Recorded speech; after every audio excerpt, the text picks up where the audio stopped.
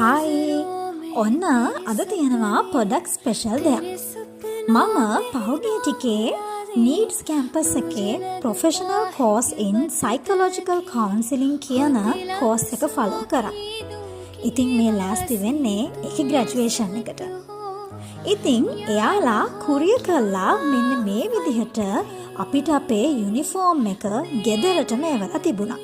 ඉතින් අපේ ග්‍රැජුවේෂන් එක දවසට අපි මෙන්න මේ ඩාර්ක් බ්ලූ සාරි එක තමයි ඇඳගෙන යන්න ඕනේ. ඉතින් ග්‍රැජුවේෂන් එකක් කියන්නේ අපි හැමෝටම ස්පෙෂල් දවසක්නේ. ඉතින් ඔන්න මාර්තු 9 වෙනිදා උදෙන්ම මම ගියා සැලොන් අවුරා එකට.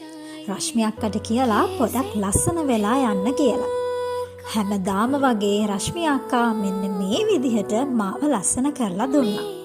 ඉතින් මෙන්න මේ විදිහට තමයි මන් මගේ ග්‍රැජුවේෂන් එකට ලෑස්ති වුණේ.